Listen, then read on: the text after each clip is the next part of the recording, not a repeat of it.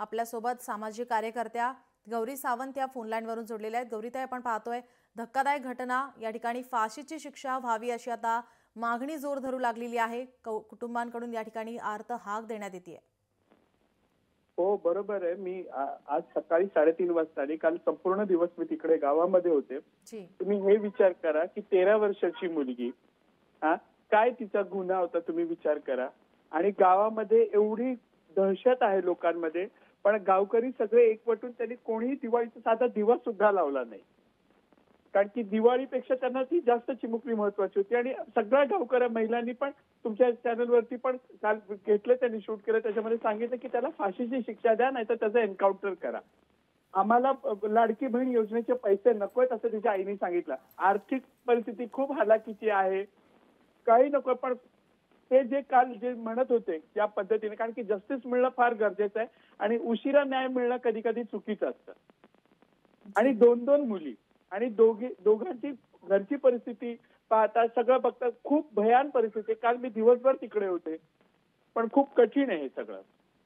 जी, आपण आता यापूर्वी काही प्रतिक्रिया घेतलेल्या होत्या, यामध्ये आता लवकरात लवकर आपण या संदर्भातील हा प्रश्न निकाली काढू, मुख्यमंत्र्यांसोबत चर्चा करू असं स्थानिक आमदार सुद्धा सांगतात।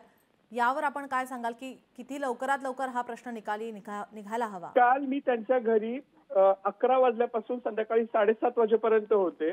त्याच्यामध्ये गावातले काही गुंड दारू पिऊन सुद्धा येऊन त्यांना केस मागे घ्या, काय होतंय, 4 दिवसांनी केस संपून जाईल, आपल्याला इथं राहायचंय, आपल्या गावाची बदनामी होते, अशा पद्धतीने सुद्धा धमक्या देत होते।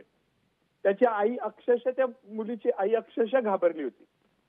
कोणी येऊन त्यांना थ्रेटनिंग करते। तर मला हे सुद्धा सांगायचं तुम्हाला की जर तुम्ही स्थानिक पोलीस स्टेशनला सांगितलं की हे होईपर्यंत एखादी महिला कॉन्स्टेबल किंवा एखादा कॉन्स्टेबल त्यांच्या इकडे रुजू केलं तर ते सिक्युरिटीमध्ये राहील, कारण की हे सगळं वादावादीचं प्रकरण आहे।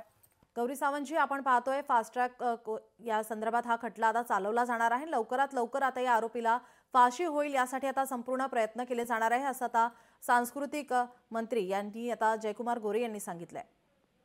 नाही, झाली पाहिजेच ना, त्याशिवाय आपण शिवाजी महाराज, शाहू फुलेंचं महाराष्ट्र आहे आपल्याकडे। आणि सातारा आपण म्हटलं की जर सातारा म्हटलं तर आपल्याकडे शिवाजी महाराजांचं चित्र डोळ्यासमोर उभं राहतं। अशा ठिकाणी अशा कृती घडणं, जर ह्याला शिक्षा झाली तर दुसरा कोणी धजावणार नाही। काल त्या गावामध्ये किर्र शांतता होती। लहान लहान मुलं त्यांच्या आया आम्हाला सांगत होत्या की ताई, मी शेतामध्ये कामाला जाते, मी घेऊन जाते माझ्या बरोबर। अशी कुठली जागा नाही की जिथे आम्ही सेफ स्पेसमध्ये, मुलांना अंगणवाडी नाहीये किंवा काही नाही की तिकडे मी हातमजुरीवर काम करणाऱ्या महिला आहोत, आम्ही आमच्या मुलांना किंवा मुलींना कुठे ठेवायचं, हे सगळे विषय। आणि एवढी भयान परिस्थिती होती काल, आणि थ्रेटनिंग पण त्यांच्या कुटुंबाला होत आहे, हेही तुम्ही लक्षात घ्या। जी जी, धन्यवाद गौरीताई, न्याय मिळणं खूप गरजेचं, कारण की जी 9 वर्षाची मुलगी होती ती डोक्याने थोडी मतिमंद होती असं ते तिकडचे लोक सांगतात, आणि त्या रिपोर्टमध्ये लिहिलेलं आहे। आणि त्याच्या सगळे मेडिकल रिपोर्ट, तिच्या पॉस्कोच्या केस मधल्या सगळं वाचताना तो सुटू कसा शकला हेच आम्हाला कळत नाहीये। आणि अशा पद्धतीने जर हलगर्जीपणा होत असेल, ह्याला कोणाचा पाठिंबा आहे का? त्या दोघी महिलांकडे जर तुम्ही बघितलं, टाहो आपलं बघवणार नाही असता, ते जातं 35-40 किलोचं होतं, आणि त्यांनी जेव्हा तिच्या डोक्यात मारलं त्यांच्या पूर्ण किचन मध्ये रक्त उडालेलं आहे। धन्यवाद गौरीताई, आपण दिलेल्या प्रतिक्रियेसाठी। संपूर्ण महाराष्ट्रात आता खळबळ उडालेली आहे। या ठिकाणी हे प्रकरण आता लवकरात लवकर फास्ट ट्रॅक कोर्टात चालवावं आणि हे प्रकरण आता लवकरच निकाली काढावं अशी मागणी होते। या आरोपीला फाशीची शिक्षा व्हावी अशी मागणी आता जोर धरू लागली आहे।